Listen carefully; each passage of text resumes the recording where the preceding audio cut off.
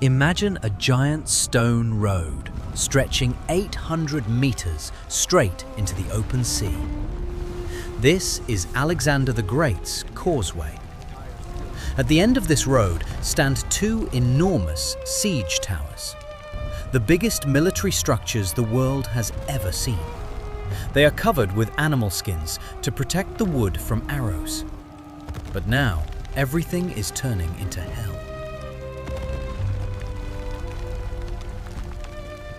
From the gates of the city of Tyre, a strange ship sails out. It is not a war galley. It is a huge raft filled to the top with dry wood, sulfur, and burning tar. The people of Tyre call it a fire ship. The wind is blowing straight toward the Macedonian towers. The ship crashes into the edge of the causeway. A deafening crack fills the air. Wood smashes against stone and timber. In the same second, the Tyrian sailors jump into the water and swim away. Behind them, a column of fire 30 meters high bursts into the sky.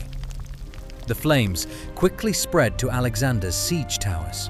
Alexander stands at the edge of the causeway. He watches as the work of 6 months, built by thousands of men, disappears in smoke. Huge logs brought from the forests of Lebanon crack and collapse. Hundreds of small boats sail out from Tyre. Phoenician warriors sit inside them. They land along the sides of the causeway. They do not use ladders or special tools. They simply jump onto the rocks. Their task is simple: stop the Macedonians from putting out the fire. Macedonian soldiers throw down their building tools. Chaos begins on the narrow causeway. Hundreds of men crash into each other. Some fall into the water. Some try to save their shields. The smoke is so thick that the sky cannot be seen. The sun becomes a dull red spot. Alexander pulls out his sword. He does not shout orders. He simply walks forward, toward the heat burning his face. His armor shines in the light of the fire. Burning pieces of the towers fall around him. One piece weighs as much as a wagon, and if it falls on a man, he has no chance. The Tyrians in their boats celebrate. They see the pride of the great conqueror turning into ash. On the walls of Tyre, thousands of citizens stand. They laugh and shout insults. They are sure that the sea has defeated the land army. In just 1 hour, the two huge towers turn into piles of coal. Alexander's fleet at that moment is nothing but wreckage and ashes floating on the waves. The causeway, built over half a year, is now covered with debris and bodies. Alexander stands at the very edge of the mole. In front of him are 400 meters of water, and beyond it, the unbreakable walls of Tyre. He looks at the city. He does not retreat. In his eyes, there is only fire. He understands. The old way of war has failed. To defeat this island, he will have to change the geography of the world itself. On this day, the great strategist suffered his loudest defeat. But from these ashes begins the story of the most incredible siege in human history.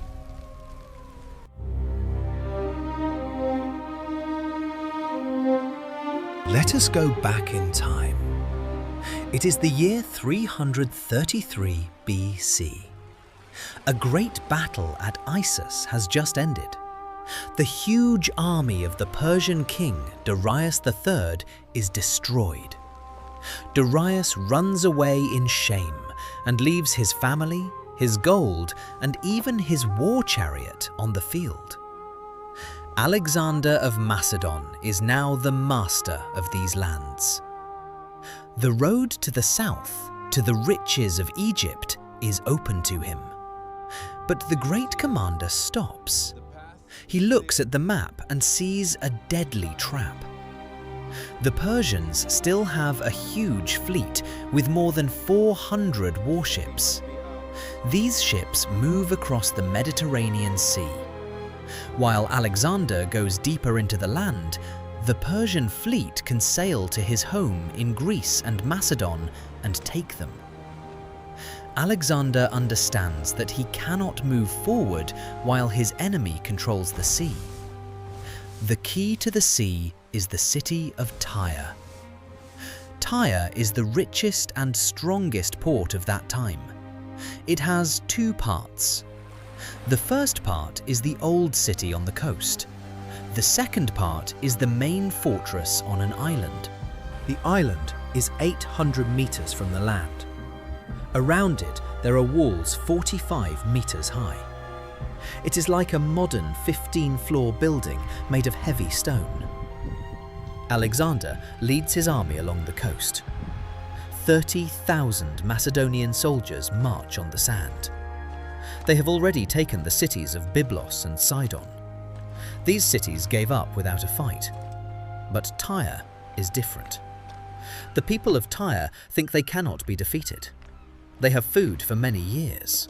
They have their own fresh water on the island. Most important, they have the best fleet in the world. They look down on the Macedonian army. For them, Alexander is only a land fighter who knows nothing about sea battles. Alexander calls his generals into his tent.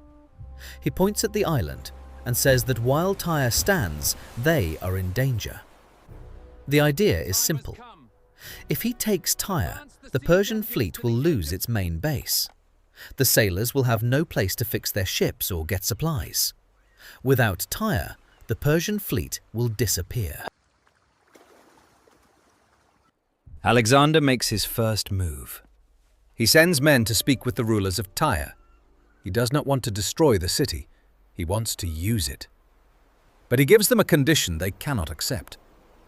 He wants to enter the city as its master. At this moment, the fate of the ancient world changes. A great struggle begins. On one side, there are 30,000 hard and brave foot soldiers. On the other side, there is a strong stone island in the middle of the deep blue sea. Alexander stands on the shore and looks at the waves. He knows he does not have a single ship to reach the walls, but he has already made his choice. If the sea is not on the map of his victories, he will erase this sea. The army begins to move. The soldiers take shovels and axes. The strangest and largest building project in human history begins right now. The loud sound of thousands of hammers spreads over the water and scares the birds. Alexander challenges the ocean itself.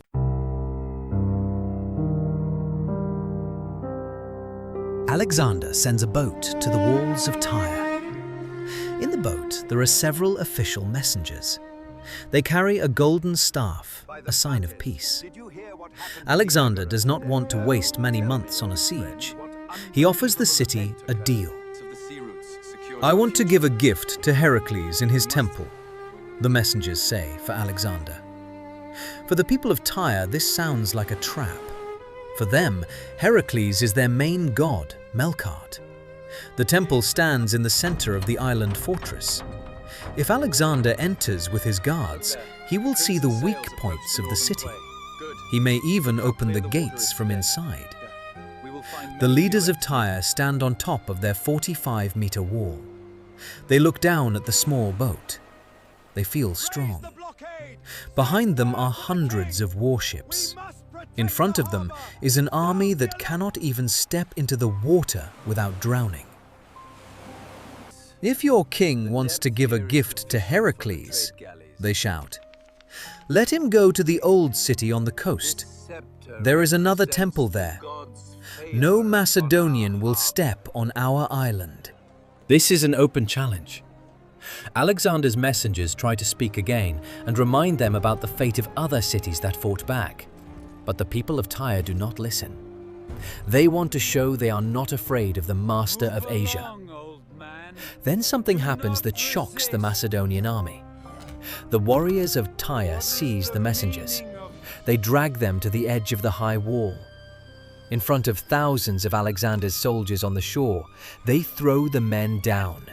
The men fall from a great height and die on the rocks below. The sea carries their bodies away. This is not just a refusal.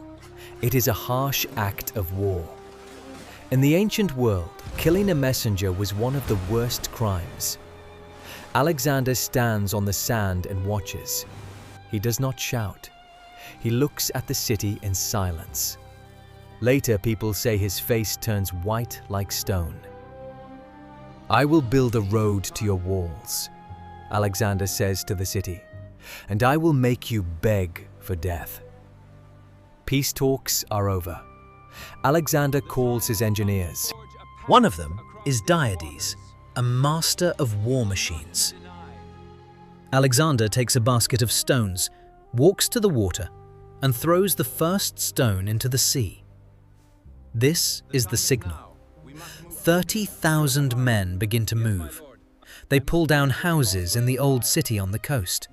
Thousands of tons of stone, earth, and cut trees go into the water. Alexander decides to turn the island into part of the land. A great battle between man and nature begins. Every meter of the new road takes huge effort. The sea here is 5 or 6 meters deep. The water tries to wash the stones away, but the Macedonians keep throwing more in. Tyre still laughs, but now there is fear in that laugh.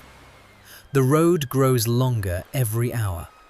Before the eyes of the people, their island slowly stops being an island.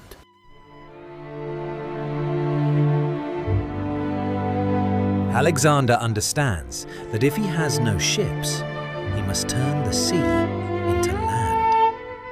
He gives an order that sounds like madness to his soldiers. They must build a road 800 meters long straight to the walls of Tyre. The work begins with destruction. A few kilometers from the shore stands Old Tyre on the mainland. Alexander orders his men to take it apart, stone by stone. 30,000 soldiers become builders. They take heavy hammers and break the walls of houses, temples, and palaces. Every stone and every piece of wall they carry to the water. Alexander himself lifts a huge stone and throws it into the waves. This is his example. Thousands of men pass stones from hand to hand. The sound of rocks falling into the sea can be heard even in the center of the island. To make the road strong, they need wooden posts. Alexander sends groups to the mountains of Lebanon, where tall cedar trees grow. The soldiers cut down the giant trees. They drive the logs into the sea floor to make a frame for the road. The road is 60 meters wide enough for many soldiers to march side by side. At first, the work goes fast. The water near the shore is not deep, and the sea is calm. The soldiers laugh and work quickly. In a few weeks, they move forward many hundreds of meters. But the farther they go, the deeper the sea becomes. Now the stones sink into deep water. The depth reaches 5 or 6 meters. Strong waves wash away the sand and earth between the stones. The work slows down. The people of Tyre watch closely. At first, they laugh and mock the Macedonians. They sail close in small boats and shout that the great conqueror is now a simple worker and ask if he really thinks he can defeat the ocean. But when the road passes the middle of the way, the people of Tyre act. They send out their fleet. Small, fast ships come to the road from both sides. Tyrian warriors shoot many arrows at the builders. Alexander's soldiers cannot hold a shield and carry heavy stones at the same time. The work stops under the rain of arrows. Alexander finds a solution. He orders 2 huge wooden towers to be built at the end of the road. They are 50 meters high, They stand at the very edge. From the top platforms, Macedonian soldiers can look down at enemy boats and protect the builders. The people of Tyre see two wooden giants rise above the sea. Now it is dangerous to come close in boats. The Macedonians move forward again. Only a few hundred meters remain. The soldiers can already see the faces of the guards on the walls. It seems that victory is near. Alexander believes that in a few more weeks his army will reach the gates. But he forgets one thing.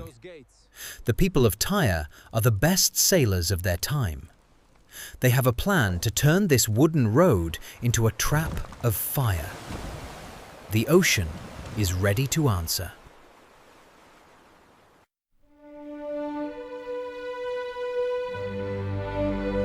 Alexander's road is now very close to the city. Less than 200 meters remain to the walls of Tyre. Two huge towers stand at the end of the mole above the sea. Macedonian soldiers prepare to attack. But the people of Tyre are masters of sea tricks. They prepare a strike that will change everything. They take an old ship used to carry horses. It is a very large ship. They fill it with dry branches, burning sulfur, and bowls of oil. On the front of the ship, they put up two tall poles with big containers on top. In these containers, there is liquid tar. The people of Tyre wait for a strong wind that blows toward the Macedonian road. They raise the sails. The fire ship moves fast over the waves. At the last moment, the sailors set the branches on fire and jump into the sea. The burning ship crashes at full speed into the end of the Macedonian road between the two towers. There is a terrible crash. The containers with tar fall and pour fire everywhere. The wooden towers catch fire at once. Flames rise 50 meters into the air. Macedonian soldiers at the top are trapped. They cannot climb down because the ladders are already on fire. At the same time, hundreds of small boats sail out from the harbor of Tyre. In each boat, there are armed men. They land on the sides of the road where there is no fire. The warriors of Tyre jump onto the stones with axes and iron bars in their hands. The Macedonian builders drop their tools in panic. A close fight begins. The men of Tyre do not only fight, they destroy Alexander's work. They break shields, smash wooden walls, and throw stones back into the sea. Alexander sees this from the shore. He grabs his shield and runs along the road toward the battle. But the smoke and fire block the way. The heat is so strong that clothes begin to burn even 10 meters away. The towers fall with a loud crash. Tons of burning wood fall into the sea and onto the men below. In only 1 hour, Alexander's great siege system becomes a pile of ruins. The fire destroys the towers. Waves from the growing storm wash away the road that now has no defense. Stones that took 6 months to carry sink to the bottom. The people of Tyre sail back to their city and celebrate. From the walls they shout insults. They believe the Macedonian king will now leave. His towers are gone, his road is broken, and his army is afraid of fire and sea. Alexander stands on the wet stones. Around him float black pieces of wood and ash. But he will not retreat. He turns to his generals and gives a short order to build a new road, make it wider, and find him ships. He understands his main mistake. You cannot defeat a sea city while standing only on land. Now Alexander decides to become master of the sea. He leaves the building site and goes north. He needs a fleet. A new stage of the war begins.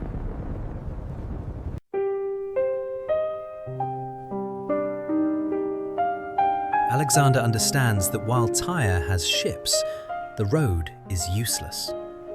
He leaves part of his army to continue building and goes to the city of Sidon. He needs his own fleet. It is a risky move. If he does not find ships, the siege will fail. But luck is on his side. The Phoenician kings of Sidon, Byblos, and Aradus see that Alexander defeats the Persians on land. They decide to join him. They bring him their warships. 80 warships sail into the port of Sidon. Soon, 120 more ships arrive from the island of Cyprus. Ships from Rhodes and other Greek islands also join him. In a few weeks, Alexander gathers a huge fleet of more than 200 warships. He does not just wait. He goes on board the main ship and stands at the front looking at the sea. He learns sea skills as he moves. Now, he is not only king of the Macedonians, he is the leader of a great fleet. The ships sail toward Tyre. On the decks stand the best Macedonian soldiers with long spears and heavy shields. Alexander orders full speed ahead. The people of Tyre see many masts on the horizon. At first, they think it is their own fleet or help from Carthage. They go to the walls to greet them with joy. But when the ships come closer, they see the shine of Macedonian armor. The city is shocked. Tyre has always ruled the sea, and now it is trapped in its own harbor. The people of Tyre send out their ships to fight, but when they see Alexander's 200 ships against their 80, they know they will lose. The captains turn their ships back and hide under the city walls. They block the two harbors, the North Harbor and the South Harbor. They place ships side by side in the narrow hots so the enemy cannot enter. Alexander divides his fleet into two parts. The ships from Cyprus block the North Harbor. The Phoenician ships under Alexander block the South Harbor. Now, the city is fully surrounded. No boat can leave or enter Tyre. Food and water supplies stop. Alexander returns to the road. Now his soldiers build in safety. The fleet protects them from attacks from the sea, but Tyre still does not give up. The defenders prepare new plans. They know that if the enemy reaches the walls, the worst part of the battle will begin.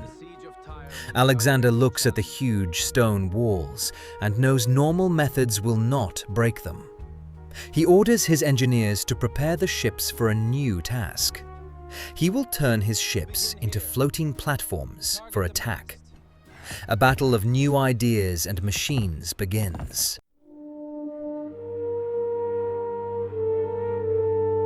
The Siege of Tyre becomes a battle of minds. Alexander knows his stone road is too slow. He decides to attack the high walls from the sea. He brings his ships together in pairs. His soldiers put wide wooden platforms between the two ships. Now they have floating floors for hundreds of men. The soldiers place heavy wooden rams on these platforms. A ram is a giant tree trunk with an iron head. The ships sail close to the stone walls. The men row hard, and the ram hits the wall with great force. The loud sound echoes over the sea. But the Tyrians are ready. They push massive stones off the wall. The stones fall into the water near the city. These rocks block Alexander's ships. The ships cannot get close enough to use the rams. Alexander orders his men to clear the water. The soldiers use large iron claws to grab the stones. They slowly lift the heavy rocks out of the sea and drop them in deep water. This is hard and dangerous work. Tyrian archers shoot arrows at the workers. Alexander tells his men to block the arrows with wooden boards and animal skins. Then, the Tyrians use their most terrifying weapon. They take giant copper shields and fill them with ordinary sand. They build hot fires on the wall and heat the sand until it is glowing red. When Alexander's ships get close, the Tyrians turn the shields upside down. The hot sand falls like rain. It lands on the Macedonian soldiers. Sand goes inside their armor and helmets. It burns their skin.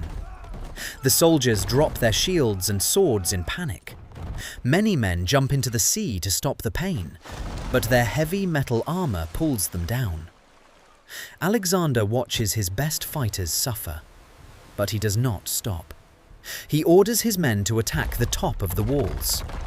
The soldiers throw heavy darts and rocks from the ships. They break the stone defenses at the top. The Tyrians invent a new trick. They fill large leather bags with soft seaweed and sand. They place these bags over the side of the wall. When Alexander's wooden ram hits the wall, it hits the soft bag instead. The bag stops the impact, and the stone wall stays safe. The fight continues for every meter. During the day, the Macedonians try to break the wall. At night, the Tyrians fix the holes. Alexander sees that the north and west sides of the city are too strong. He needs a weak spot. He sails around the island on his ship and looks at the stones. Finally, he finds a place on the south side. The stone wall looks slightly thinner here. Alexander orders all his ships and rams to attack this exact spot. This will be his final strike. They prepare for the biggest attack of the war. 7 months have passed. The battle will end soon.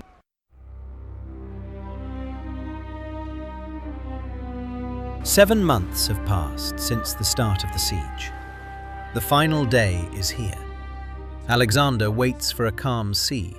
He orders his entire fleet, all 200 ships, to attack at the exact same time. This is a distraction. Some ships go to the north harbour.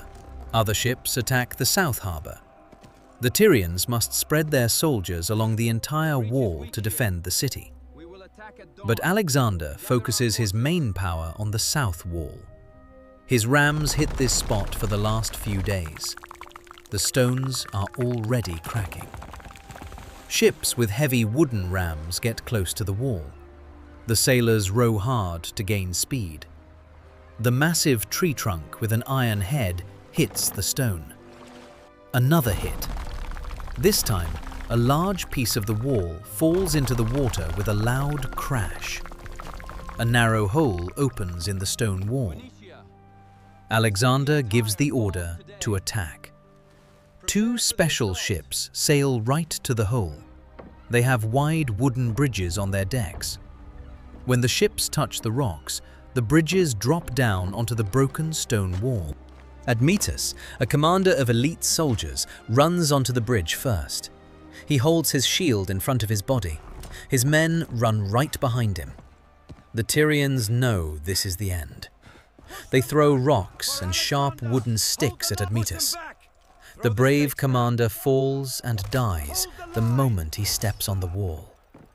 But Alexander is right behind him. He wears a shiny metal helmet and a bright red cloak. He runs across the bridge in seconds. Alexander jumps onto the wall of Tyre. He swings his sword and clears space for his soldiers.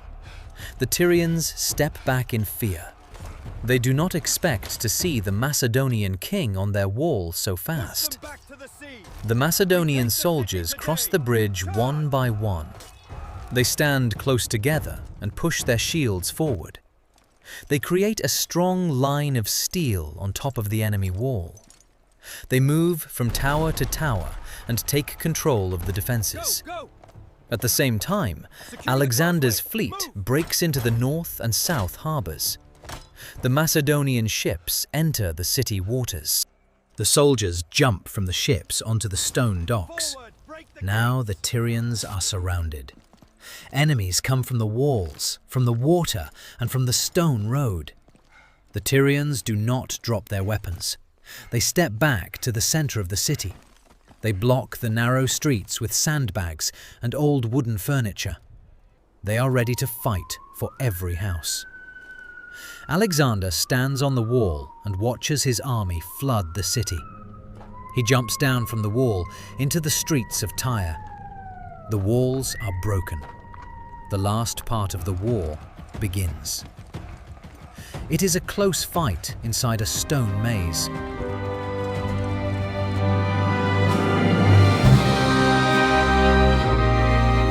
The walls are broken. Now the war moves from the sea to the narrow streets.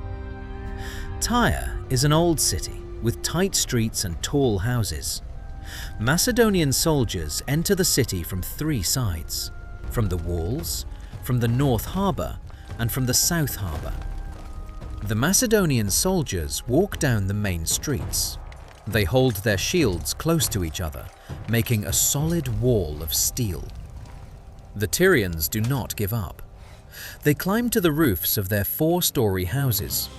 They throw heavy stones, pieces of roofs, and heavy wooden logs down at the Macedonians. Alexander orders his men to go inside the houses. The battle for every floor begins. The Macedonians break the wooden doors and go up the stairs. The loud sound of swords hitting shields fills the city. The Tyrians fight in their halls and on their stairs. They have nowhere to run. The enemy now controls the sea behind them. The hardest fight happens at the Agenorium Square. This is an open space in the center of the city. The last organized groups of Tyrian warriors gather here.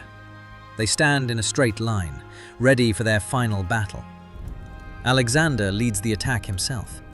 His soldiers push into the defenders with all their weight. After 30 minutes, the fight here is over. The last Tyrian fighters run to their most holy place, the Temple of Heracles. This is the exact building that started the war 7 months ago. Inside the temple are soldiers, the king of Tyre named Azemilchus, and important city leaders. Alexander walks to the doors of the temple. His soldiers stand around him, ready to run inside. But Alexander stops. He sees King Azemilchus. The king stands in the dark shadow of the stone columns. He holds the symbols of his power. Alexander decides to show mercy to the king and the leaders. He announces that everyone hiding inside the temple will live. But there is no mercy for the rest of the city. 7 months of hard work, hot sun, and insults changed the Macedonian soldiers into furious fighters. They remember their friends who died from the hot sand and the fire. Alexander's soldiers search every house. The rich city is captured. 30,000 people become prisoners. They now belong to the winners. Alexander stands on the square and looks at the burning buildings. His plan worked. The island city that felt perfectly safe is now at his feet. Dark smoke rises high into the sky. People can see it from many kilometers away. This is a message to the whole world. Nothing can stop Alexander. No walls and no ocean can stop his army. But the cost of this victory is huge. The city of Tyre becomes a big, empty stone cage. The battle is over. The time for results begins.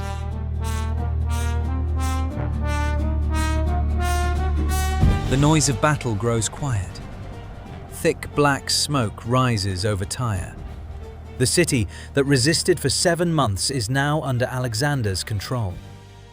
Macedonian soldiers walk through empty streets and collect the gold and rich goods that remain. Alexander walks to the main goal of this war, the Temple of Heracles. He walks along the same road his men built from stones and cedar wood. Now, it is not just a mound of earth, but a strong, wide bridge that has joined the island to the mainland forever. Alexander enters the temple in special clothes and keeps the promise he made 7 months before. He gives an offering to the god. His generals stand with him in silence under the high roof. In the center stands a huge statue covered in gold. Alexander orders the great siege machine that first broke the wall of Tyre to be placed there as a gift for the god.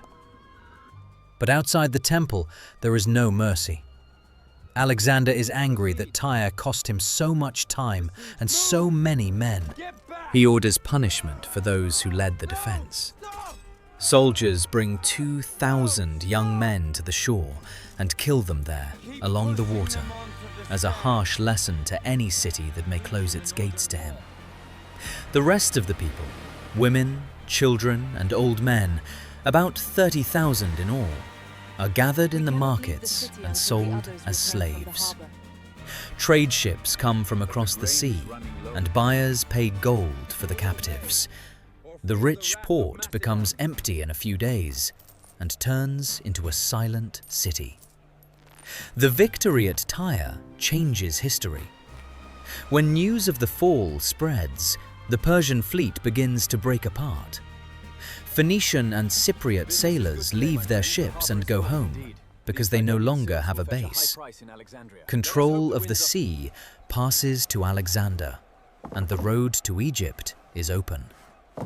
He leaves soldiers in Tyre and orders part of the walls to be rebuilt, but the city will never be the same. The most amazing change is to the land itself.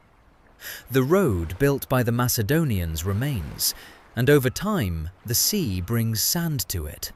Year after year, it grows wider. The island of Tyre stops being an island.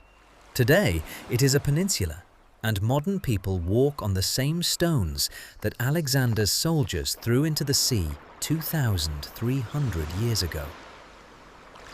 Alexander stands on the wall and looks south to new lands and new battles.